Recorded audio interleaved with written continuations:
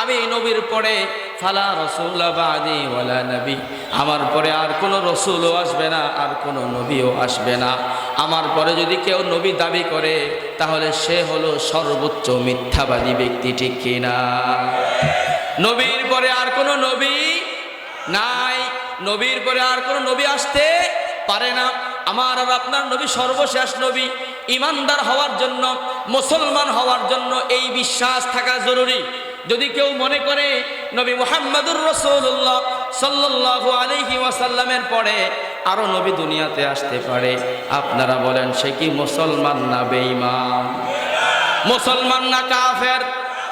আলহামদুলিল্লাহ আলহামদুলিল্লাহ নাহমাদুহু ওয়া নাস্তাঈনুহু ওয়া নাস্তাগফিরুহু ওয়া নু'মিনু বিহি ওয়া নাতাওয়াক্কালু আলাইহি ওয়া নাউযু বিল্লাহি মিন শুরুরি আনফুসিনা ওয়া মিন সাইয়্যাতি আ'মালিনা। من يهده الله فلا مضل له ومن يضلله فلا هادي له ونشهد أن لا إله إلا الله وحده لا شريك له ونشهد أن سيدنا وسندنا وحبيبنا وحبيب ربنا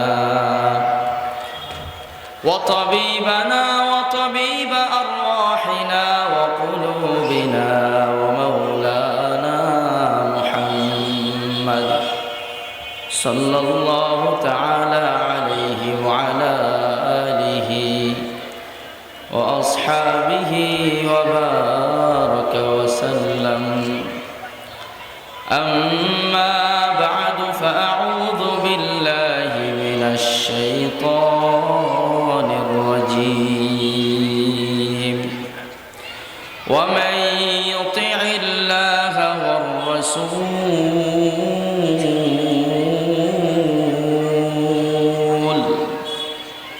ومن يطع الله والرسول فأولئك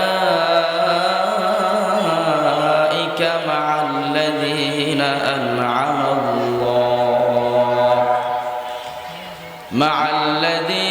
أنعم الله عليهم من النبيين والصديقين والشهداء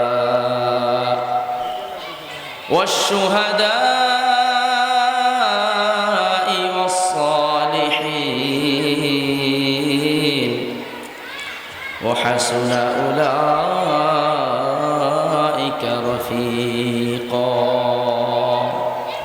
صدق الله العظيم. وقال رسول الله صلى الله عليه وسلم إن الرسالة والنبوة قد انقطعت فلا رسول بعدي ولا نبي أو كما قال صلى الله عليه وسلم إن الله وملائكته يصلون على النبي يا أيها الذين آمنوا صلوا عليه وسلموا تسليما. اللهم صل على محمد وعلى بولن من صلى عليها صلاة واحدة صلى الله عليه 10 مرات. আমার কোন উম্মত যদি আমার উপরে একবার দরুদ পাঠ করে, কয়বার? আমার কোন উম্মত যদি আমার উপরে একবার দরুদ পড়ে, একবার দরুদ পড়া, দরুদ অনেক শব্দের আছে, সবচেয়ে সংক্ষিপ্ত দরুদ হলো সাল্লাল্লাহু আলাইহি ওয়াসাল্লাম, সাল্লাল্লাহু আলাইহি ওয়াসাল্লাম, সাল্লাল্লাহু আলাইহি ওয়াসাল্লাম। আল্লাহ রাসূল বললেন, আমার কোন উম্মত যদি আমার উপরে একবার দরুদ পাঠ করে, একবার দরুদ পড়তে সময় লাগে হয়তো 30 সেকেন্ড, না হলে 40 সেকেন্ড, বেশির থেকে বেশি 1 মিনিট। কয় মিনিট? সাল্লাল্লাহু আলাইহি 10 মাররাত। একবার যে উম্মত দরুদ পাঠ করলো, সঙ্গে সঙ্গে আল্লাহ তাআলা তাকে 10টা রহমত দান করে। সুবহানাল্লাহ আসতে হয়ে গেছে, আরেকটু জোরে বলেন সুবহানাল্লাহ। একবার দুরূদ পড়লে কয়টা রহমত দান করেন? এটা 1 নম্বর পুরস্কার। ও কাতাবাল্লাহু লাহু 10 হাসানাত। একবার আমার উম্মত যদি দুরূদ পড়ে আল্লাহ তাকে 10টা রহমত দান করেন এবং সাথে সাথে 10টা নেকি তার আমলনামার মধ্যে লিখে দেন। সুবহানাল্লাহ। আপনারা সুবহানাল্লাহ বলতে এনার্জি পাইতেছেন না, শক্তি পাইতেছেন না, এখানে সুবহানাল্লাহ আসতে হয়ে যায়। সুবহানাল্লাহ বললে কি লাভ শুনবেন? আল্লাহু আকবার। আল্লাহ রাসূল সাল্লাল্লাহু আলাইহি ওয়াসাল্লাম বলেন, সুবহানাল্লাহি ওয়াল হামদুলিল্লাহি তামলাআন। কোন বান্দা যদি সুবহানাল্লাহ বলে, সুবহানাল্লাহ শব্দটা ছোট, সুবহান একটা শব্দ, আল্লাহ আরেকটা শব্দ, সুবহানাল্লাহর মধ্যে মাত্র 2টা শব্দ। কয়টা শব্দ?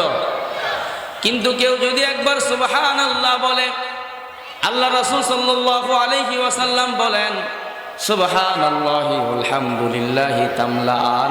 সুবহানাল্লাহ এবং আলহামদুলিল্লাহ যদি কেউ মিলায়া বলে, সুবহানাল্লাহ এবং আলহামদুলিল্লাহ এই 2টা বাক্য ভরপুর করে দেয়। সাহাবায়ে কেরাম জিজ্ঞাসা করলেন, ইয়া রাসূলুল্লাহ, কি ভরপুর করে দেয়, কি ভর্তি করে দেয়? আল্লাহ রাসূল সাল্লাল্লাহু আলাইহি ওয়াসাল্লাম বললেন, তামলাআনে মা বাইনাস সামাই ওয়াল আরদি।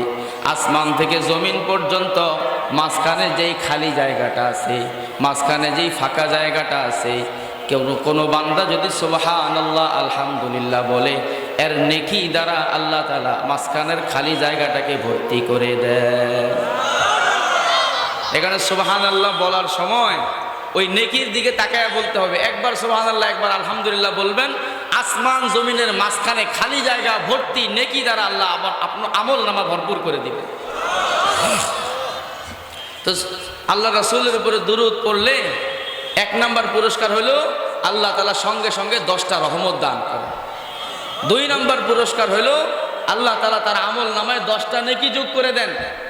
3 নম্বর পুরস্কার হলো আল্লাহ তাআলা তার আমল নামা থেকে 10টা গুনাহ মিটাইয়া দেন।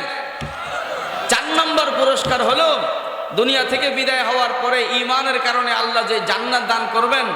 যদি কেউ দুরূদ শরীফ পড়ে তাহলে জান্নাতের মধ্যে অসংখ্য স্তর আছে, অসংখ্য লেভেল আছে, মর্যাদা আছে, দরজা আছে, মর্তবা আছে।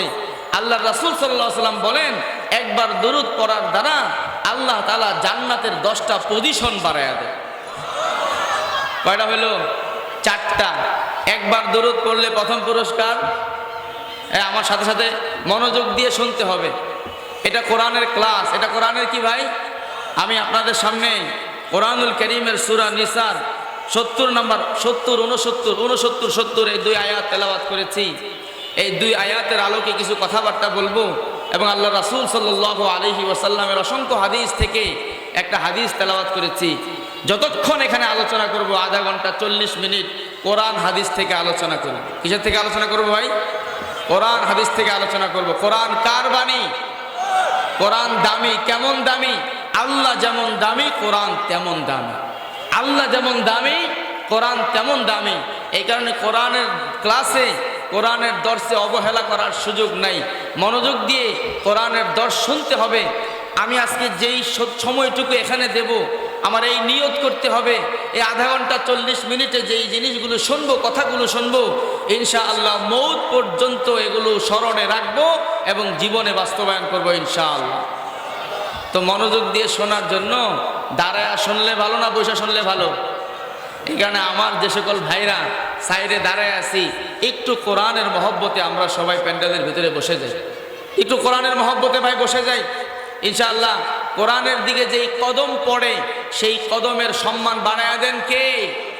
কোরআন এমন এক বাণী, কোরআন এমন এক কিতাব। এই কিতাব শুধু নিজে দামি না, এই কোরআনের সাথে যে সম্পর্ক করে, কোরআনের সাথে সে যুক্ত হয়, সেও সঙ্গে সঙ্গে দামি হয়ে যায়। এই কোরআনের দিকে যেই নজর পড়ে সেই নজর দামি হয়ে যায়। কোরআনের দিকে যেই কদম পড়ে কদম দামি হয়ে যায়। কোরআনের সাথে যেই পৃষ্ঠাটা লাগে ওই পৃষ্ঠা দামি হয়ে যায়।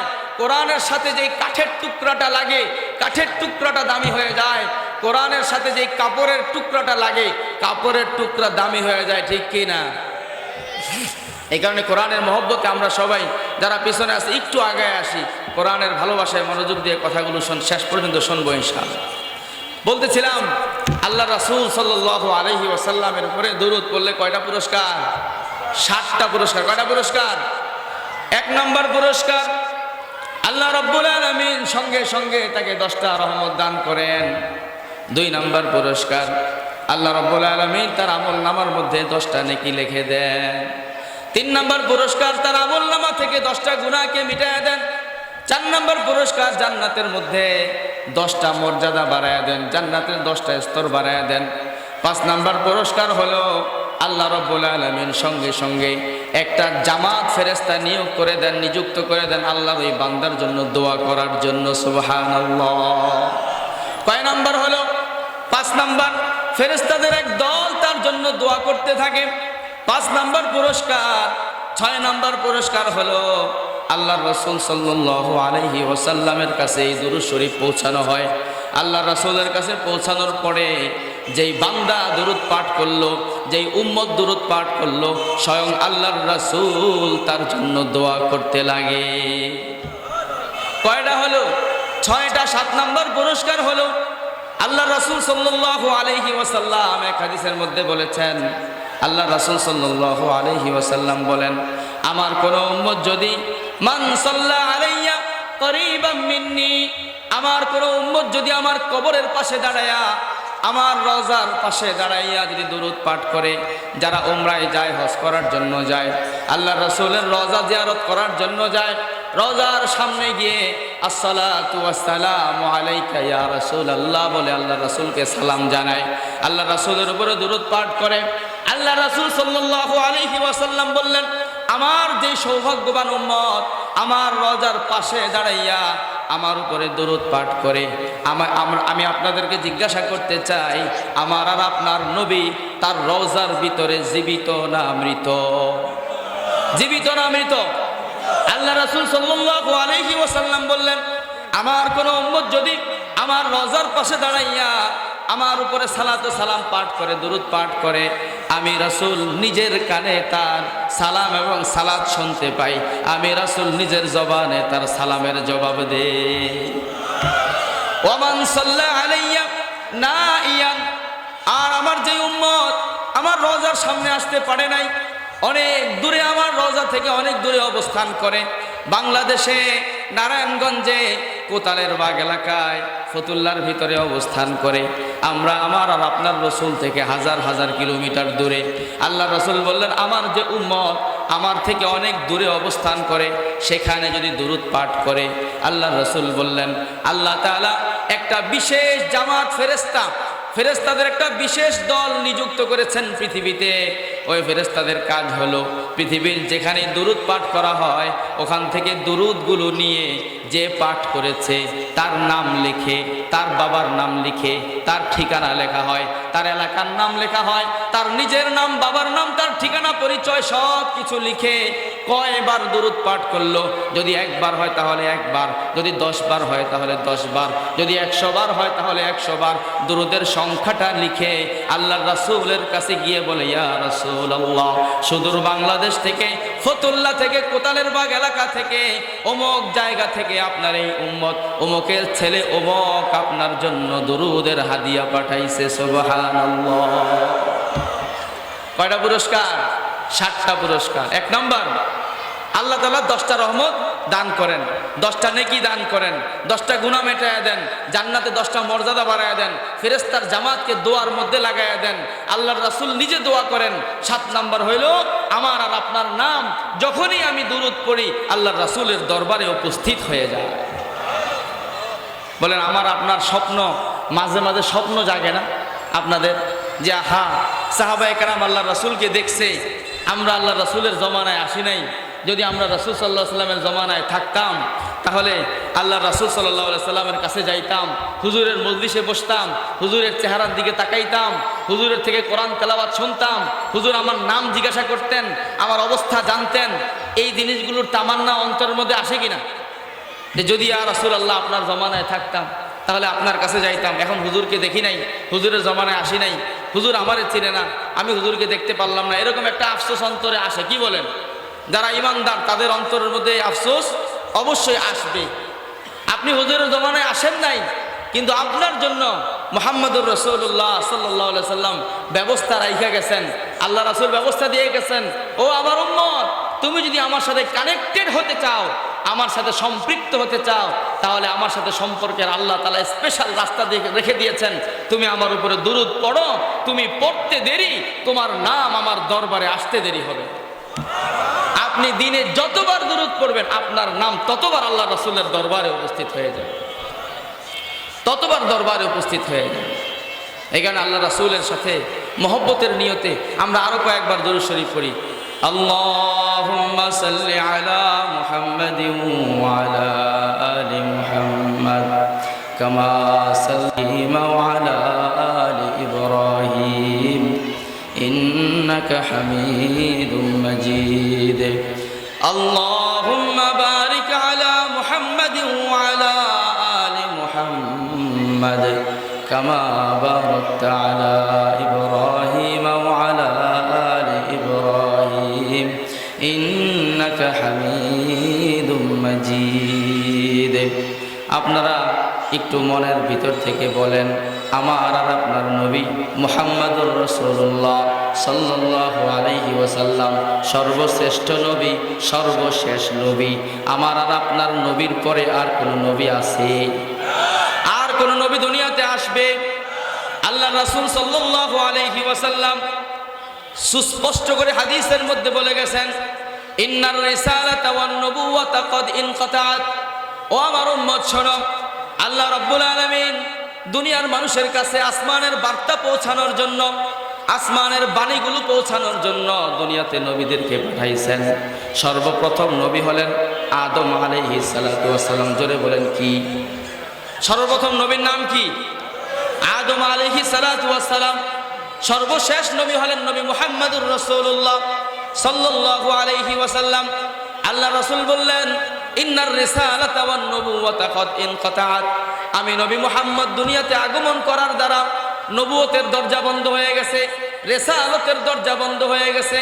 আমি নবীর পরে ফালা রাসূলা বাদি ওয়ালা নবী, আমার পরে আর কোনো রসুলও আসবে না, আর কোনো নবীও আসবে না। আমার পরে যদি কেউ নবী দাবি করে, তাহলে সে হলো সর্বোচ্চ মিথ্যাবাদী ব্যক্তি, ঠিক কিনা? নবীর পরে আর কোনো নবী নাই, নবীর পরে আর কোনো নবী আসতে পারে না। আমার আর আপনার নবী সর্বশেষ নবী। ইমানদার হওয়ার জন্য, মুসলমান হওয়ার জন্য এই বিশ্বাস থাকা জরুরি। যদি কেউ মনে করে নবী মুহাম্মদুর রাসূলুল্লাহ সাল্লাল্লাহু আলাইহি ওয়াসাল্লামের পরে আরো নবী দুনিয়াতে আসতে পারে, আপনারা বলেন সে কি মুসলমান না বেঈমান? মুসলমান না কাফের? নবীর পরে নবী নাই। বলেন, নবীর পরে সংসদে আইন চাই। আমি বলবো, আপনারা দ্বিতীয়টা বলবেন, নবীর পরে নবী নাই। নবীর পরে নবী নাই। কাফের কাফের, কাদিয়ানীরা কাফের। নবী মুহাম্মদুর রাসূলুল্লাহ সাল্লাল্লাহু আলাইহি ওয়াসাল্লাম আমাদেরকে বললেন, আমি সর্বশেষ নবী, ও আনা খাতামুন নাবিয়্যিন লা নাবিয়্যা বাদি। আমি হলাম সর্বশেষ নবী, আমার পরে আর কোনো নবী আসবে না। আল্লাহ রাসূল আরো সতর্ক করে দিলেন, ইন্নাহু সায়াকুনু বাদি 30 কাজ্জাবুনা দাজ্জালুন।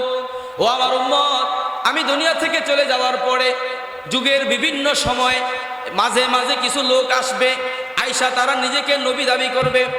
সাহাবায়ে কেরাম জিজ্ঞাসা করলেন, এরকম লোক কয়জন হবে? আল্লাহর রাসূল বললেন, 30 জন। কয়জন? কিয়ামত পর্যন্ত যুগে যুগে এরকম 30 জন ব্যক্তি আসবে। 30 জন ব্যক্তি নিজেকে নবী দাবি করবে, 30 জন ব্যক্তি নিজেকে নবী বলে ঘোষণা দিবে। আল্লাহ রাসূল বললেন, তাদেরকে বলে দিলেন কাযযাবুন, তারা হলো যুগের ভয়ঙ্কর মিথ্যাবাদী, ঠিক কিনা? দাজ্জালুনা, তারা হলো ভয়ঙ্কর ধোঁকাবাজ প্রতারক, ঠিক কিনা? তাদেরকে মিথ্যাবাদী বললেন কে? আল্লাহর রাসূল। তাদেরকে দাজ্জাল বললেন কে? এই পর্যন্ত যতজন নবী আসছে 30-এর সংখ্যা এখনো পুরা হয় নাই, আরো বাকি আছে। এই 30 জন মিথ্যা নবুয়তের দাবিদারদের একজন হইল মির্জা গোলাম আহমদ কাদিয়ানী। মির্জা গোলাম আহমদ। মিথ্যা নবী দাবি করা, মিথ্যা নবুয়তের দাবি করার ধারাবাহিকতা শুরু হয়েছে কোত্থেকে? মিথ্যা নবুয়তের দাবি করার এই সূচনা শুরু হয়েছে স্বয়ং আল্লাহর রাসূল সাল্লাল্লাহু আলাইহি ওয়াসাল্লামের জমানা থেকেই। আপনাদেরকে ঘটনা শোনাই।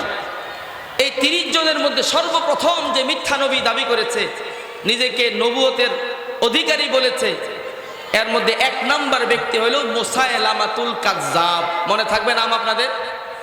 তার নাম হলো মুসাইলামা। কি নাম? মুসাইলামা। মুসাইলামা হলো আরবের নজদ নামক একটা এলাকা আছে, নজদ।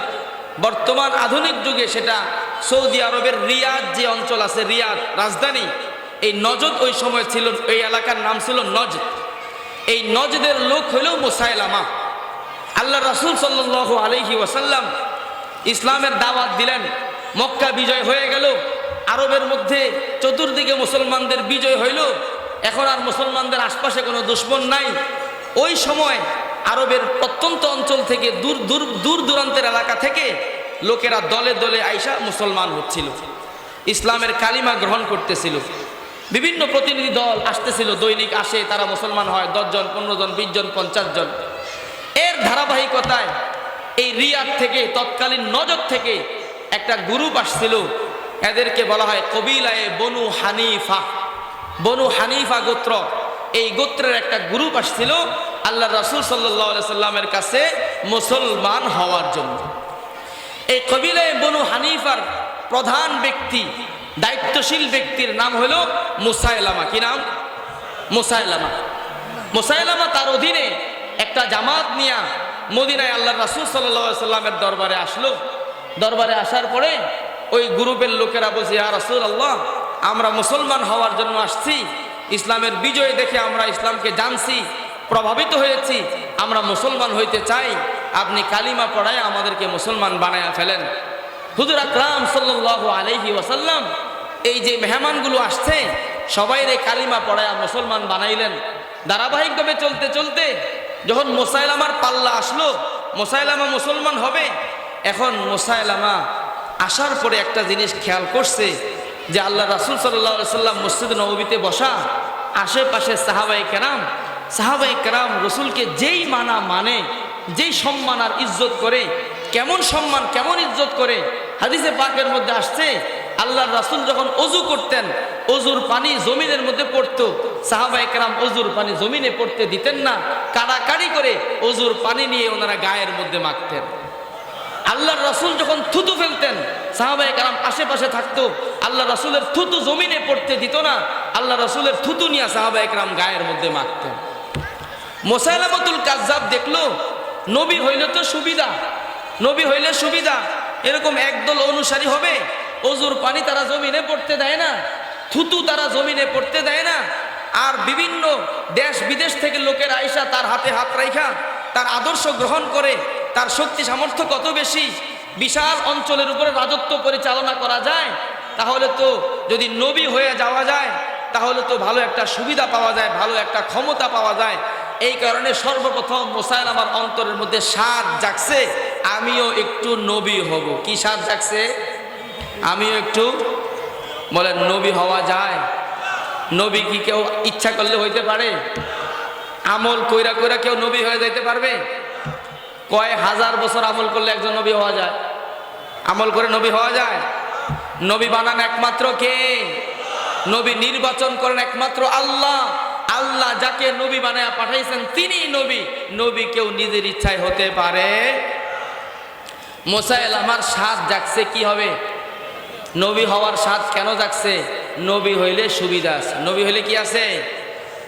এখন সে আল্লাহ রাসূল সাল্লাল্লাহু আলাইহি সাল্লামের হাতে যখন মুসলমান হবে, হাত দেওয়ার পরে আবার হাত গুটায় ফেলছে, বলতেছে, হুজুর আমি আপনার কালিমা পড়ব, মুসলমান হব ঠিক, তবে আমার একটা শর্ত আছে। বলে, বলো তোমার কি শর্ত? বলে, হুজুর শর্তটা হইল আপনি যদি আপনার নবুয়তের একটা ভাগ আমারে দেন, নবুয়তের মধ্যে আমারে একটু শেয়ার করে নেন, যে আপনিও নবী থাকলেন, আমারও একটু সাইডে দিয়া জায়গা দিলেন, সাইট নবী হইলাম। কি নবী হইলাম? আমি একটু সাইট ম্যানেজার থাকে না, কি বলেন, সাইট মালিক, সাইট ম্যানেজার, সাইট পার্টনার থাকে কি না?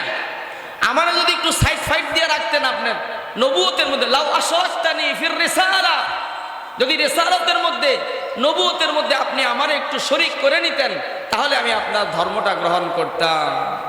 আল্লাহ রাসূল সাল্লাল্লাহু আলাইহি সাল্লাম বলেন, মুসলমান হইতে হয় বিনা শর্তে, দুনিয়াবি কোনো স্বার্থের শর্ত লাগাইয়া মুসলমান কেউ হতে পারে, মুসলমান হতে হবে বিনা শর্তে। হুজুর সাল্লাল্লাহু আলাইহি সাল্লাম তাকে মুখের উপর জবাব দিয়ে দিলেন।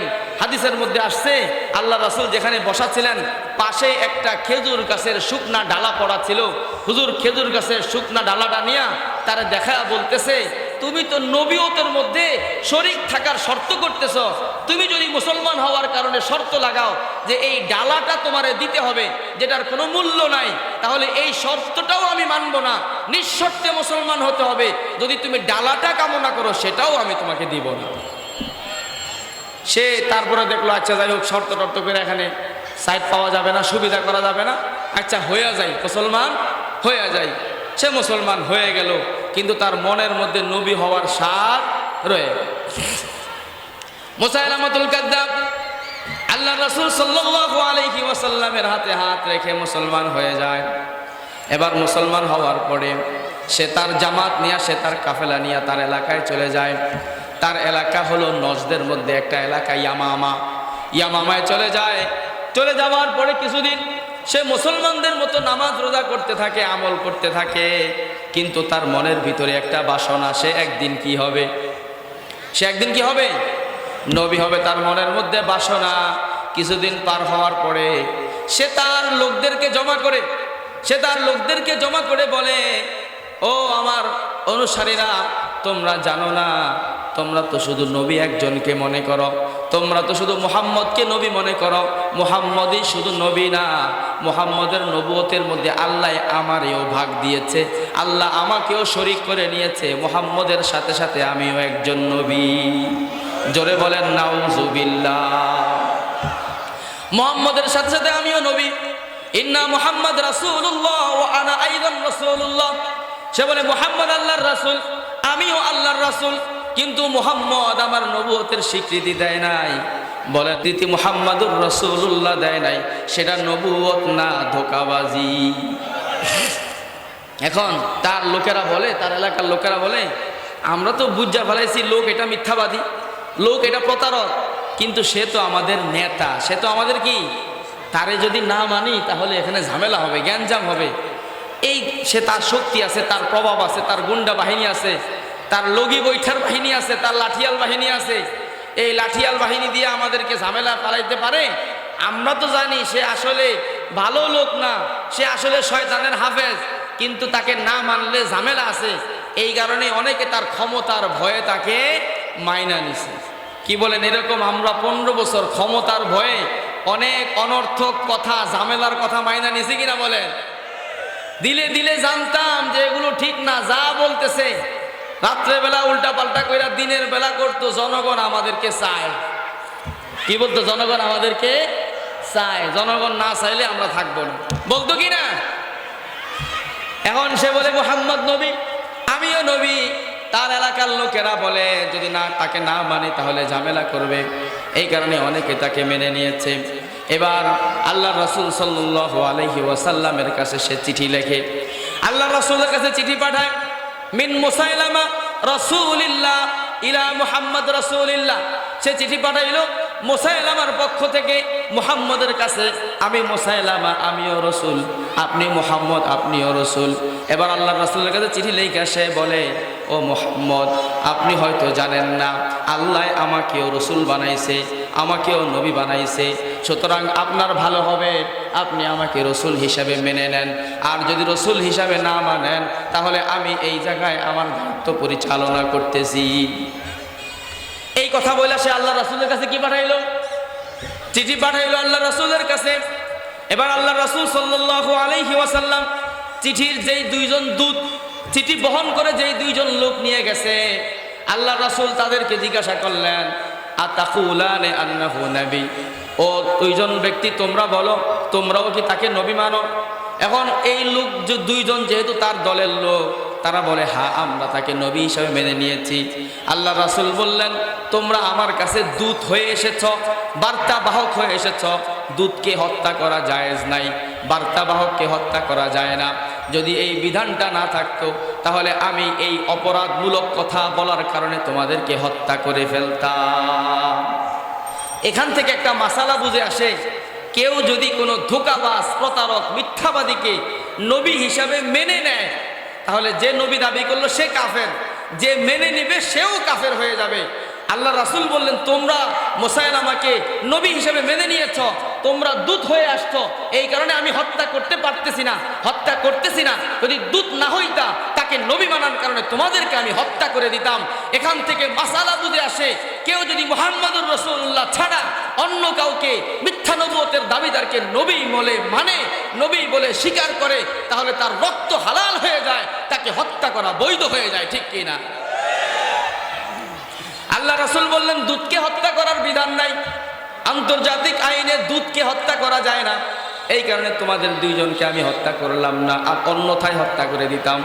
এবার আল্লাহ রাসূল সাল্লাল্লাহু আলাইহি ওয়াসাল্লাম তার কাছে একটা চিঠি লেখে, মুসাইলামার কাছে একটা চিঠি লেখে বলে, ও মুসাইলামা, তার নাম ছিল শুধু মুসাইলামা, আল্লাহ রাসূল তার নামের সাথে একটা শব্দ বাড়ায়া দিলেন, মুসাইলামাতুল কাজ্জাব। কাজ্জাব আরবি শব্দ, এর অর্থ হলো জঘন্য মিথ্যাবাদী। কাজ্জাব উপাধিটা আল্লাহর রাসূল দিয়েছেন। আল্লাহ রাসূল লিখলেন, মিন মুহাম্মদ রাসূলিল্লাহ ইলা মুসাইলামাতিল কাজ্জাব। মুহাম্মদ আল্লাহর রাসূলের পক্ষ থেকে মিথ্যাবাদী মুসাইলামার কাছে চিঠি পাঠাইলাম। আল্লাহর রাসূল বললেন, ফাইনাল আরদা লিল্লাহ ইউরিসুহা মাইয়াশা ওয়া সালামু আলা মান ইত্তাবাআল হুদা। আল্লাহর রাসূল বললেন, এই জমিন আল্লাহর, সব ক্ষমতার মালিক কে? নবী বানানোর অধিকার একমাত্র রাখেন কে? নবী কাকে বানাইবেন এই সিদ্ধান্ত একমাত্র দিবেন কে?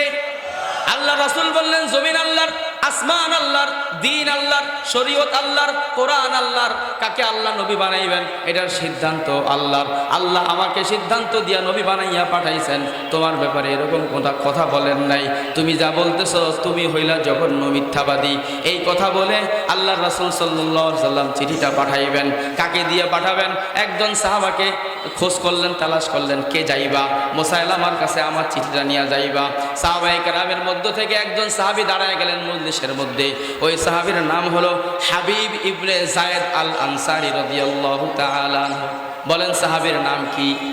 হাবিব ইবনে যায়েদ আল আনসারী রাদিয়াল্লাহু তাআলা আনহু দাঁড়ায় গেলেন, ইয়া রাসূলুল্লাহ, আমি এই চিঠি নিয়ে যাব। আল্লাহ রাসূল সাল্লাল্লাহু আলাইহি সাল্লাম তাকে পাঠিয়ে দিলেন। চিঠি নিয়ে সে আল্লাহ রাসূলের দরবার থেকে চিঠি নিয়ে সে রওনা হয়ে যায়। প্রায় কয়েক সপ্তাহ চলার পরে সেই মদিনা থেকে ইয়ামামা শত শত কিলোমিটার দূরে একা একা সফর করে এই চিঠিটা নিয়ে ইয়ামামার দরবারে পৌঁছে যায়, মুসাইলামার দরবারে পৌঁছে যায়। মুসাইলামার দরবারে পৌঁছার পরে চিঠিটা যখন মুসাইলামার সামনে পেশ করা হয়, মুসাইলামা রাগান্বিত হয়ে যায়, ক্রোধান্বিত হয়ে যায়। এত বড় দুঃসাহস, আমাকে মিথ্যাবাদী বলে, আমার নবুয়তকে মিথ্যাবাদী বলে, এত বড় দুঃসাহস তার। মুসাইলামা রাগান্বিত হয়ে যায়। রাগান্বিত হওয়ার পরে লোকদেরকে জিজ্ঞাসা করে, চিঠিটা নিয়ে আসছে কে? তাকে আমার সামনে নিয়ে আসো। হযরতে হাবিব ইবনে যায়েদ আল আনসারী রাদিয়াল্লাহু তাআলা আনহুকে তার সামনে নিয়ে আসা হলো। হাবিব ইবনে যায়েদ আল আনসারীকে দেখে মুসাইলামার রাগ আরো বেড়ে গেল। এবার মুসাইলামা তাকে জিজ্ঞাসা করে, তুমি এই চিঠি নিয়ে আসছো? হাবিব বলেন, হ্যাঁ আমি এই চিঠি নিয়ে আসছি। মুসাইলামা জিজ্ঞাসা করে, আচ্ছা ঠিক আছে, তুমি কি মুহাম্মদকে আল্লাহর রাসূল হিসাবে মানো? হাবিব জবাব দেয়, অবশ্যই আমি মুহাম্মদকে আল্লাহর রাসূল হিসাবে মানি। বলেন, আমরা সর্বশেষ নবী হিসাবে আল্লাহর রাসূলকে মানি, আর কাউকে মানি না। এই ঈমানের উপরে, এই আকীদার উপরে মওত পর্যন্ত অটল তো থাকবো, জীবন চলে গেলেও এর থেকে ব্যতিক্রম হবে না ইনশাআল্লাহ। মুসাইলামা জিজ্ঞাসা করে, হাবিব তুমি কি মুহাম্মদকে রাসূল হিসাবে মানো? হাবিব ইবনে যায়েদ বলে, হ্যাঁ আমি তাকে রাসূল হিসাবে মানি। আন্নী আশহাদু আন্না মুহাম্মদ রাসূলুল্লাহ, আমি সাক্ষ্য দেই মুহাম্মদ আল্লাহর রাসূল। এবার মুসাইলামা দ্বিতীয় প্রশ্ন করে, আতাশহাদু আন্নী মুসাইলামা রাসূলুল্লাহ, তুমি কি এটাও সাক্ষ্য দাও যে আমি মুসাইলামা আল্লাহর রাসূল? বলেন, এটা কি সাক্ষ্য দেওয়া যাবে? এবার হাবিব রাদিয়াল্লাহু তাআলা আনহু জবাব দেয়, ইন্না ফি উযুনাইয়া সামামান লা আসমা, তুমি যেই কথা বলছো এটা পচা কথা, বাজে কথা, এই কথা আমি শুনি নাই, এই কথা আমি শুনি না, আমার কানের মধ্যে ডিস্টার্ব, এই কথা আমি শুনি না। মুসাইলামা বলে, একটু আগে না শুনলাম? একটু আগে জিজ্ঞাসা করলাম মুহাম্মদকে আল্লাহর রাসূল মানো কিনা, তুমি না বললা হ্যাঁ মানি, একটু আগে না শুনলাম, এখন যে শুনি না। আবার দ্বিতীয়বার প্রশ্ন করে তুমি কি সাক্ষ্য দাও মুহাম্মদ আল্লাহর রাসূল কিনা? হযরতে হাবিব জবাব দেয় হ্যাঁ হ্যাঁ হ্যাঁ হ্যাঁ, আমি 100 বার, 1000 বার, 1 লক্ষ বার, কোটি বার সাক্ষ্য দেই মুহাম্মদ আল্লাহর রাসূল। বলো তুমি না বললা তোমার কানের মধ্যে সমস্যা, তুমি শোনো না। এবার দ্বিতীয়বার প্রশ্ন করে বলো তুমি সাক্ষ্য দাও কিনা আমি আল্লাহর রাসূল, আমি মুসাইলামা আল্লাহর রাসূল? হাবিব বলে না না, আমি শুনি না, তুমি কি বলেছো এই কথা আমি শুনি না, আমার কানের মধ্যে তোমার কথা যায় নাই। এভাবে কয়েকবার জিজ্ঞাসা করার পরে মুসাইলামা রাগান্বিত হয়ে যায়, জল্লাদকে ডাক দিয়া বলে সে সোজা কথায় জবাব দিবে না, তার উপরে অস্ত্র চালাইতে হবে। জল্লাদকে ডাক দিয়া বলে আমি তাকে জিজ্ঞাসা করব আমি আল্লাহর রাসূল কিনা, সে যদি স্বীকৃতি না দেয় তাহলে তার শরীরের একটা হাত কেটে ফেলবা। এবার হাবিব ইবনে যায়েদের সামনে জল্লাদ বসা তলোয়ার নিয়ে ধারালো তরবারি। এবার হাবিবকে জিজ্ঞাসা করে তুমি কি সাক্ষ্য দাও আমি আল্লাহর রাসূল কিনা? হাবিব একই জবাব দেয় আমার কানের মধ্যে সমস্যা, তোমার ওই খারাপ কথা, তোমার ওই নোংরা কথা আমি শুনি না। মুসাইলামা বলে তার একটা হাত কেটে দাও। একটা হাত কেটে দেওয়া হলো, আস্ত শরীর থেকে হাতটা জমিনের মধ্যে পড়ে যায়। আবার জিজ্ঞাসা করে সাক্ষ্য দাও কিনা আমি আল্লাহর রাসূল কিনা, সাক্ষ্য দাও কিনা? এবার হাবিব বলে না আমার কানের মধ্যে সমস্যা, আমি শুনি না, তোমার ওই পচা কথা শোনার জন্য আল্লাহ আমাকে কান দেয় নাই। এবার এই মুসাইলামা বলে তার আরেকটা হাত কেটে দাও। দ্বিতীয় হাতটাও কেটে ফেলা হয়। আবার জিজ্ঞাসা করে, আবার হাবিব একই জবাব দেয়। মুসাইলামা বলে তার শরীরের আরেকটা অংশ কেটে দাও। আবার প্রশ্ন করে, আবার একই জবাব দেয়, বলে আরেকটা অংশ কেটে দাও। এভাবে কাটতে কাটতে কাটতে কাটতে ইতিহাসের কিতাবের মধ্যে লেখা হয় হযরতে হাবিব ইবনে যায়েদ আল আনসারী রাদিয়াল্লাহু তাআলা আনহুর পুরাটা দেহ টুকরা টুকরা টুকরা টুকরা গোস্ত হয়ে জমিনের মধ্যে পড়ে থাকে। শেষ পর্যন্ত হাবিব ইবনে যায়েদ বলতে থাকে আন্নী আশহাদু মুহাম্মাদুর রাসূলুল্লাহ, আমি সাক্ষ্য দিলাম মুহাম্মদই আল্লাহর রাসূল। আল্লাহু আকবার। रग रग में रग